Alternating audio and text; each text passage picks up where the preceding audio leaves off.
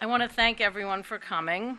Tonight is very special because we have C-SPAN BookTV here filming Jonah's talk, and that'll be on TV in a few weeks. And during the question and answer section of the talk, we'll ask people to go over there to the mic, so the questions will be heard. And I just want to say that this event is sponsored by the Friends of the Belmont Public Library, and we're thrilled to have Jonathan Hansen here tonight to talk about his book, Guantanamo, An American History. His book details America's centuries-long fascination with Cuba, from the Founding Fathers' plans to expand U.S. commerce via control of Guantanamo Bay to today's notorious prison for enemy combatants. Many of you may have seen his op-ed piece yesterday in the New York Times entitled, "Give Guantanamo Back to Cuba," and I'm sure that people will have some questions on that later on. Jonathan Hansen is a lecturer in social studies at Harvard, and he's also the author of The Lost Promise of Patriotism, Debating American Identity, 1890 to 1920. And I just want to say that the author's series, as I said, is sponsored by the Friends of the Belmont Public Library. Dean Storer designs the posters, Miriam McNair takes care of publicity, and Emily Smith does the website. We also want to thank Maureen Connors, the director of the library. And I'm Jenny Altschuler, and Farida Kathawala, and I do the author series. Thank you, Jonathan. Come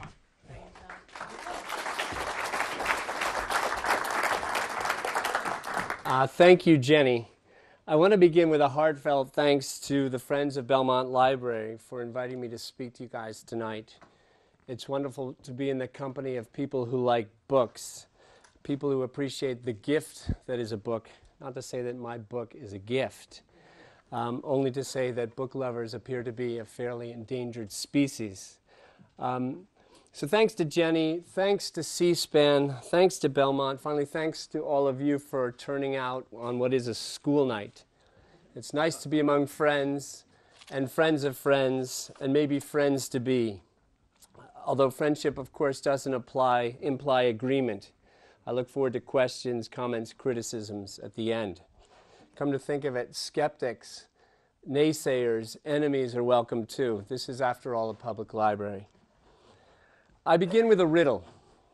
What do a 16th century Taino Indian chief, a 17th century French corsair, an 18th century American colonist, a 19th century U.S. contraband slave trader, a fugitive from Castro's Cuba, and an HIV-positive refugee from Haiti have in common? Anybody? To get the full answer, of course, you have to read the book. But here's a hint. All saw Guantanamo as a promised land, as a land of second chance, a springboard that could bring them closer to their dreams of peace and plunder, freedom and opportunity, reunion and rebirth. Now, the idea of Guantanamo as a promised land sits uneasily with the place we've come to know post 9/11.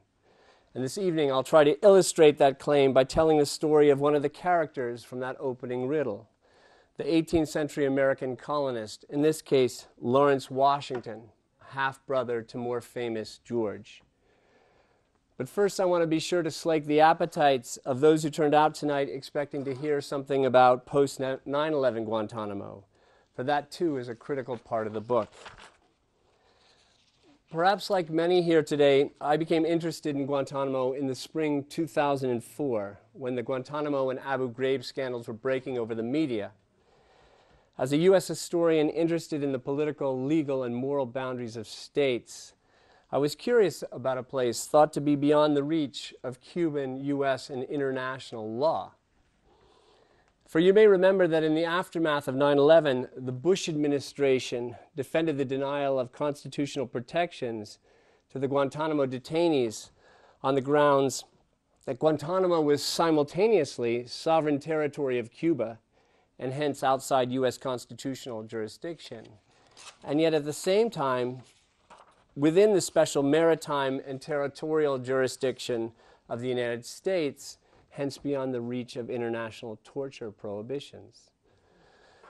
Now, the argument that Cuba was sovereign at Guantanamo contradicted what I thought I knew about the Spanish-American War and the subsequent U.S. occupation of Cuba. So I decided to take another look. What I discovered refutes the Bush policy emphatically. The United States seized the bay from Spain in one of the opening salvos of what Americans are fond to call the Spanish-American War. We retained the bay during the subsequent U.S. occupation of Cuba, and we forced Cuba to lease us the bay as part of the notorious Platt Amendment, which brought the formal occupation of Guantanamo to a close in May 1902. In short, Cuba has never been sovereign at Guantanamo Bay. It's U.S. law or nothing there. The book also pushes back against recent attempts by Bush administration officials to justify their calamitous policies at Guantanamo and elsewhere on the grounds, first, that the terrorist attacks were so heinous and unprecedented that no other response could be imagined. Second, that the U.S. public unanimously endorsed such a response. Third, that criticism of Bush policy amounts to Monday morning quarterbacking. And fourth, that the torture of prisoners at Guantanamo and elsewhere is all that stood between America and another terrorist attack, all of which is nonsense. Criticism of Bush administration policy at Guantanamo and elsewhere has not emerged only recently, nor has it emanated largely from liberals or outsiders. Internal opposition to the policies unfolding in Washington was immediate and unequivocal. The fact that many high-ranking Bush administration officials, many of them new to the challenge of national security, chose to ignore the counsel does not make it go away.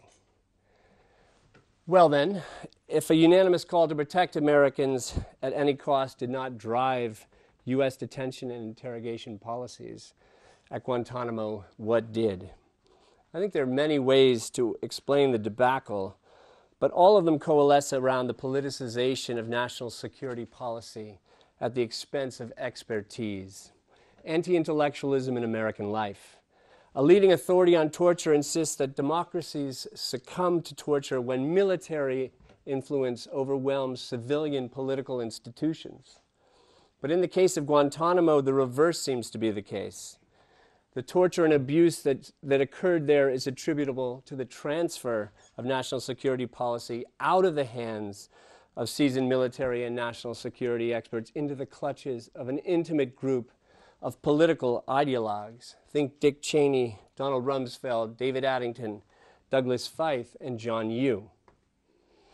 Now, I'd be delighted to return to post-9/11 Guantanamo in the Q&A. For now, I want simply to acknowledge that there is something new and indeed criminal about the Bush administration's attempt to write torture into law. And yet, at the same time, I want to question the fairly widespread assumption that post-9/11 constitutes a historical anomaly, a fall from grace. Does it indeed? The answer, I want to suggest, depends on one's historical perspective. Okay, so let's stretch our gazes back before the American Revolution to the expansionist dreams of an overpopulated and economically strapped, stagnant set of British colonies sandwiched between the Appalachian Mountains and the Atlantic seaboard.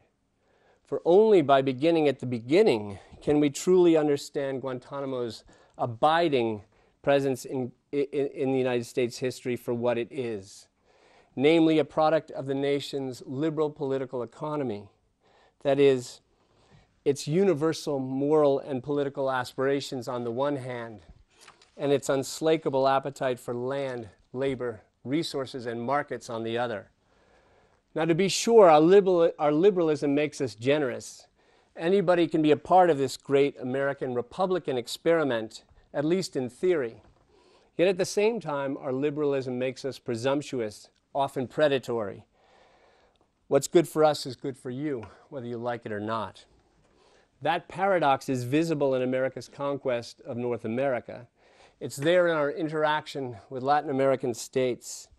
It's there in our contemporary involvement in the Middle East. And it's there in our continuing occupation of Guantanamo Bay. Now for a little history. My story begins on July 18th, 1741, when British Admiral Edward Vernon led 62 ships bearing 3,000 British troops plus 1,000 Jamaican slaves through the entrance of Guantanamo Bay. Among the British troops were several hundred American colonists, survivors of a much larger colonial contingent that had joined a British expeditionary force the previous autumn, targeting Spain's New World settlements in the War of Jenkins' Ear. Arriving at Guantanamo, Vernon took an